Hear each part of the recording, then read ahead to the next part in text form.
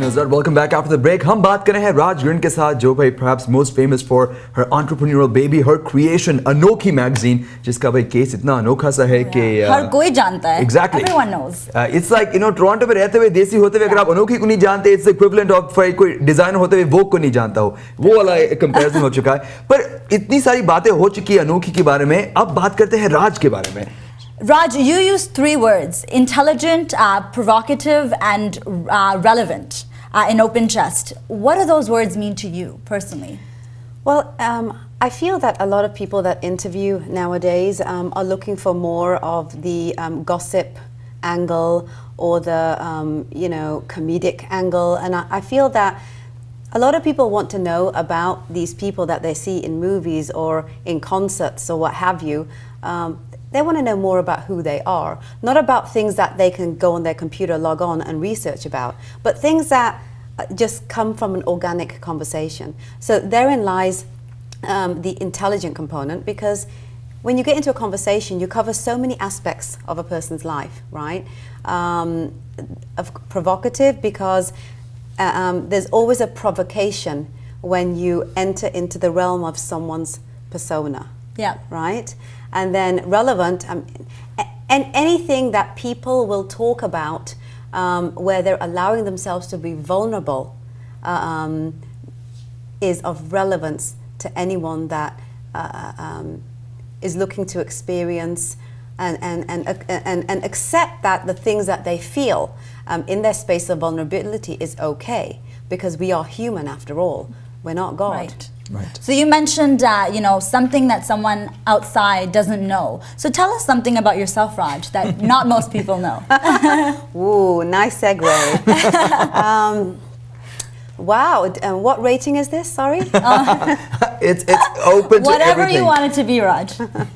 There's so many things about my life that people wouldn't know about, that because most people know me as the ambassador for Anokhi, and Anokhi is kind of like my give back to my community. So it's about representing them, not about representing me, the individual. Exactly. Right. So we want to know about the individual. So why don't you ask me a specific question? I want to ask you a Because you're a specific very question. intriguing person, and there's so much. I have a feel. specific question, and it's one of the most irrelevant questions, but these are the kind of things that pop up in my head all the time. I'm looking at you. I mean, you are styled from head to toe. I mean, your heels are glittering. I'm looking at it. I'm thinking, like my mom was like, you know what, interview karne ja rahe ho, wear a shirt, button down, wear suit wood can go. And I was like, no, I'm a jeans and t-shirt kind of person. So when I look at you, you personify style. I'm curious, having grown up in that traditional bag, did you have the oily choti and whatnot? Like, was there ever a Raj Grin with the choti? You don't look like that kind, I'll tell you that. Wearing the shalwar kameez, like, I'm very curious. It's really funny because my parents, they used to own hotels and restaurants. So every 4 to 5 years, we would be moving from city to city. Right. So, usually where we would go, there wouldn't be any Indian people. So my parents, kept our culture strong within our home. Right. But we weren't really exposed to our culture outside of our parents' version of what that was, which came from decades ago, right? So anytime we would, go to London or to, Birmingham, places where there was large, pockets of our community, we were the ones that would have the culture shock, looking at the Indians thinking, oh my God, I want to wear that, or, I used to drive with my father when we lived in Wales. It was a 2.5-hour drive to Leicester. Right. Right? Because I wanted to go and buy Stardust magazine. I was so in love with our culture, but I never got exposed to our culture the way perhaps you may have, with the movies and the fashions and all that fun stuff. That all came because I did a lot of research, and because I was always confined in my home with my parents, and I used to look at those magazines that used to come out, and I used to think, and I used to make my clothes. Me and my older sister used to make our clothes because there was nowhere where we lived that offered the clothing. That's amazing. Right, so I think that also, as soon as you start making your own clothing, you become conscious of what you're stitching and how it's going to look. So every time I dress, I'm very conscious of what works. Right. And to me, what works isn't what matches, but what goes together. You mentioned Stardust. Was Shobha Day an influence in creating the Raj grin that is today? Yeah, I would say a part of it. I was a huge, and still am a huge Bollywood fan. I love Indian fashions. I love the music. I love everything that my culture has to represent from an artistic platform. Right, but as editor of Stardust, Shobha Day had a very specific sort of opinion. She still is a very opinionated person, and it's one of those cases where you either love her or hate her. Does any of that sort of persona ever reflect in you and your work with Anokhi? Are you trying to ask me if I'm... Pretty much, I think that's what Wasim is getting at. I sometimes do this, and The devil loves Prada? Oh my God, that's coming later. That's the Meryl Streep question's coming later. Okay.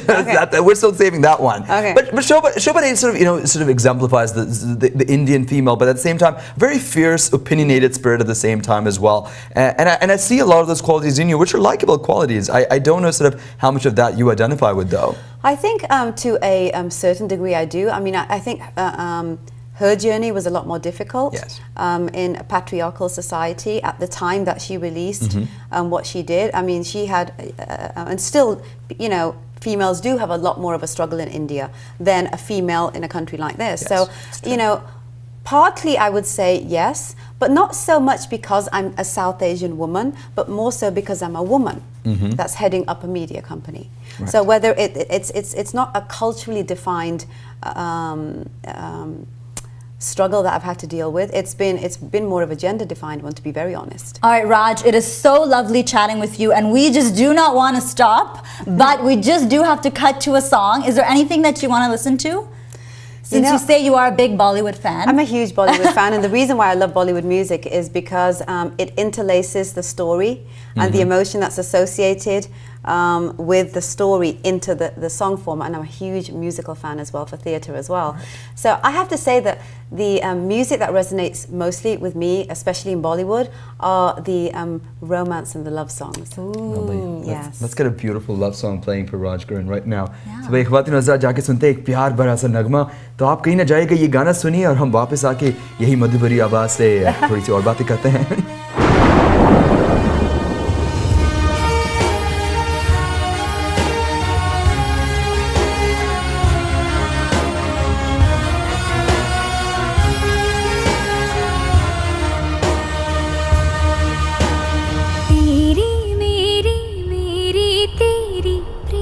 कहानी है मुश्किल, दो लफ्जों में ये बयां ना हो पाए. एक लड़का एक लड़की की ये कहानी है नहीं, दो लफ्जों में ये बयां ना हो पाए. तेरी मेरी मेरी तेरी प्रेम कहानी है मुश्किल, दो लफ्जों में ये बयां ना हो पाए. एक दूजे से हुए जुदा जब एक दूजे के लिए बने. तेरी मेरी मेरी तेरी प्रेम कहानी है मुश्किल, दो लफ्जों में ये बयां ना हो पाए.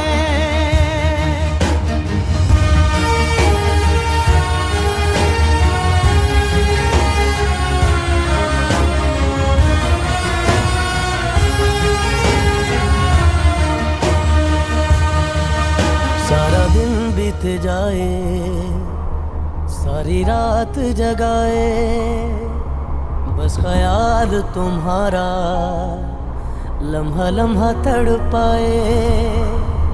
ये तड़प के रही है मिट जाए, फासले ये तेरे मेरे दरमियान जो है सारे.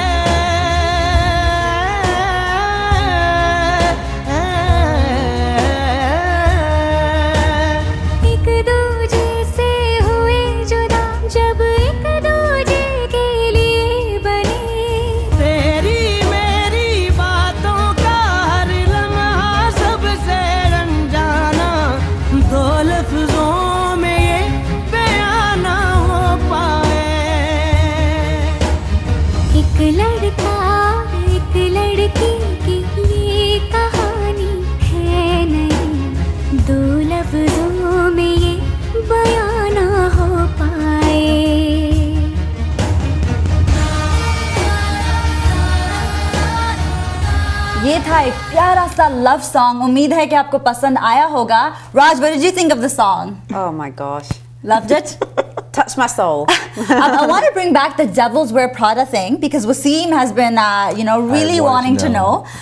There's sort of a perception of editors when it comes to it as very intimidating and scary. Especially editors of like big glossy magazines, the way Anokhi is. I can imagine you like sitting at your desk and being like, no, your story is just not going to get published. So do you feel you are like that, or your staff ever feels that you are like that? Well, first of all, you'll have to ask my editor-in-chief that question because she's the one that does the editing component. Being the publisher, I have my space with all of my department heads. So kind of the way Anokhi is run is I kind of deal with all of my department heads for the various different parts of the company, whether it's online, whether it's events, social media, the magazine, and they then have their respective teams that they funnel the messaging through. Right. The reason why we do it this way is because it allows for there to be kind of like a connectivity between each of these departments to make sure that the content message of Anokhi is always consistent. Right? So, I mean, my staff tells me they love working for me. So you might want to ask them that question. Am I authoritative? Am I intimidating? You bet your bottom dollar I am, because I expect the job to get done, and I know that, and I give enough space and room for people to be creative.